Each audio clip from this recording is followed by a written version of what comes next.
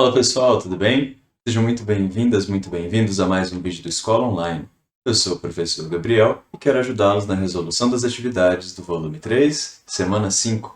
E o tema da aula de hoje, Iluminismo.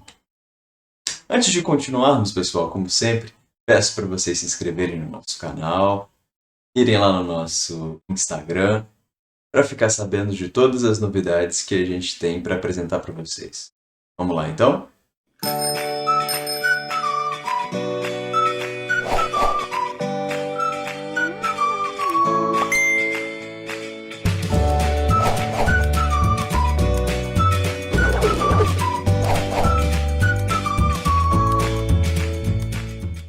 Galerinha, o Iluminismo foi um movimento científico, político, filosófico, um movimento riquíssimo que ocorreu lá na Europa e que teve um impacto histórico, né, com incentivo a várias revoluções, várias revoltas, mas também um impacto dentro das mentalidades dos indivíduos europeus e também dos indivíduos em outras partes do mundo, que cada vez mais passaram a confiar, a entender que a ciência teria uma capacidade, um papel importante dentro da reforma, da melhoria da sociedade. O iluminismo pautou de racionalidade as várias esferas ali da vida social e da vida intelectual dos indivíduos aqui, tendo um impacto dentro e fora da Europa. Então vamos lá, pessoal.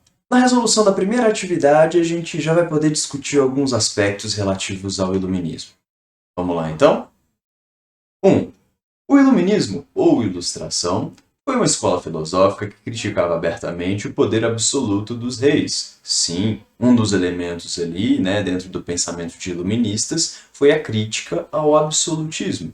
Né? E ainda que isso seja um pouco reducionista, né, é bem perceptível que filósofos como Montesquieu, Voltaire e Rousseau criticaram pra caramba aquilo que eles entenderam como o antigo regime. E um dos elementos do antigo regime era o absolutismo monárquico. Então, até aí tudo bem. No entanto, os próprios iluministas propunham um novo sistema político que consistia. Eu tenho um pouco de problemas com essa pergunta, tá bem, pessoal? Mas, de todo modo, se a gente for parar para pensar numa maneira nova de se enxergar o governo, um novo esquema político que não fosse um de concentração de poder na mão de um só, né? Você tem ali as ideias de Montesquieu, por exemplo, que demandam a divisão do poder político em três. Sendo assim, pessoal, eu ficaria com essa letra B, que descreve muito mais o pensamento de Montesquieu, sim, né? Mas de uma maneira geral a gente poderia dizer que é uma proposta anti-absolutista essa, quando você divide o poder político nas três esferas ali, não deixando concentrar em uma instituição somente ou em um indivíduo. Então, a letra B melhor descreve isso. Ok? Questão número 2. O iluminismo é uma filosofia que deixou marcas profundas na sociedade ocidental. Atualmente, inclusive, podemos verificar a influência do iluminismo em fatos como... Bom, pessoal, essa para mim é a questão que eu tenho mais e mais problemas mesmo. Porque, olha, para começar, sim, o iluminismo acabou influenciando pra caramba na criação de constituições, inclusive a Constituição do Brasil tem elementos iluministas, né? É irrefutável a influência do iluminismo na nossa Constituição e em várias outras constituições, né? Até a primeira Constituição no Brasil tem ali uns requintes ainda de iluminismo também. Então, eu marcaria A. Mas olha, a questão também de elaboração de leis escritas.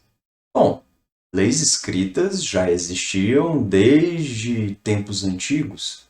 Porém, pessoal, a gente não pode desconectar que o papel que as leis tomaram, né, dentro de uma lógica política moderna, né, esse papel da lei como um reflexo da vontade do povo, né, tem muita coisa a ver com contratualismo, tem muita coisa a ver com uma ideia de consentimento do povo que tem a ver com o iluminismo. Então a letra B também.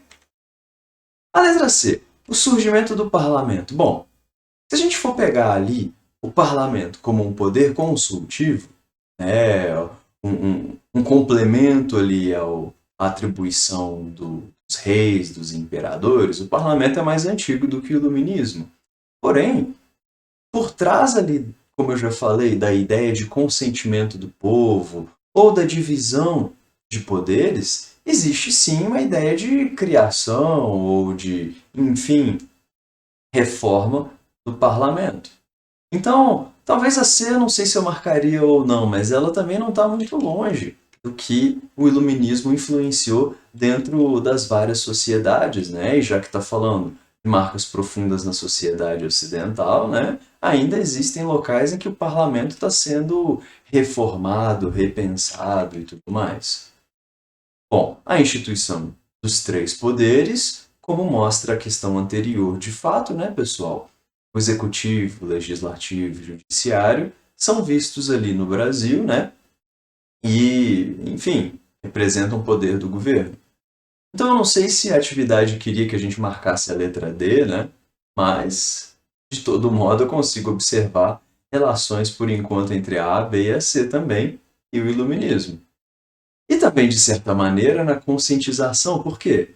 Porque, se a gente for parar para pensar, conscientização sobre o quê? Não é? Da mesma maneira, Constituição, qual Constituição?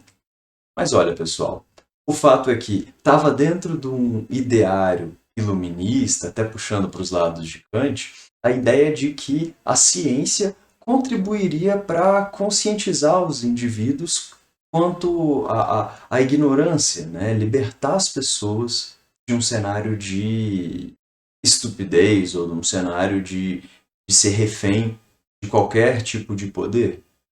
Então, por que não? O iluminismo contribui pra caramba, influencia na conscientização que certas pessoas fazem, seja conscientizando sobre a importância da ciência, da participação do povo dentro das decisões do governo e por aí vai. Então, ficamos nessa situação complicada. Atividade 3, Cesgran-Rie. O movimento conhecido como Ilustração, o iluminismo, marcou uma revolução intelectual, ocorrida na sociedade europeia ao longo do século XVIII. O iluminismo, em seu âmbito intelectual, expressou a letra A. Negação do humanismo renascentista? Não. O iluminismo, né, foi, de certa forma, uma continuidade do que os renascentistas iniciaram em certos respeitos. Então, a letra A não faz sentido. Letra B. A aceitação do dogmatismo católico? Também não. Muitos dos iluministas estavam ali indo diretamente contra a Igreja Católica. C. Consolidação do racionalismo como fundamento do conhecimento humano? Sentido, falei na introdução, né, pessoal? Providência divina, letra D? Também não. E a letra E, né? Já anulamos. Então, eu ficaria com a letra C. 4. Explique resumidamente por que o século XVIII acabou sendo conhecido como o século das luzes. Então vamos lá, tentar dar uma envolvida em tudo que a gente comentou durante a resolução, ok? Então vamos lá. Para começar, ao longo do século XVIII, vários pensadores na Europa e fora do continente europeu desenvolveram e divulgaram, faltou o M ali, ideias que questionavam elementos da política, economia, cultura, sociedade do período, constituindo um movimento conhecido como Iluminismo. Pensadores como Montesquieu, Rousseau, Adam Smith, Diderot e outros influenciaram inclusive na emergência de revoltas e revoluções no continente europeu e americano. Então a gente vê ali uma explicação genérica do que é o iluminismo, exemplos de pensadores iluministas e os reflexos desse pensamento iluminista em eventos que aconteceram no século XVIII. Se quiser dar exemplo palpável, né, material, pode falar ali da Inconfidência Mineira, da Conjuração Baiana, da Revolução Francesa, da independência dos Estados Unidos, das independências ali que foram acontecendo no XIX, tudo bem, mas ali no continente americano, independências na América Espanhola. Então, o século XVIII reuniu tanto as reflexões intelectuais dessas pessoas quanto eventos práticos. Então, o iluminismo é visto, como uma luz, um esclarecimento que libertaria o ser humano da escuridão da ignorância, como a gente falou na questão anterior. E por fim, dado o movimento iluminismo e dado seu impacto em vários eventos do século XVIII, se convenciona chamar o século XVIII de século das luzes. Ok? Então é isso, pessoal. Eu tinha para vocês sobre o iluminismo, espero que tenha gostado. Se você gostou, deixe sua curtidinha, seu biscoito, a gente se vê na próxima. Valeu, um abraço.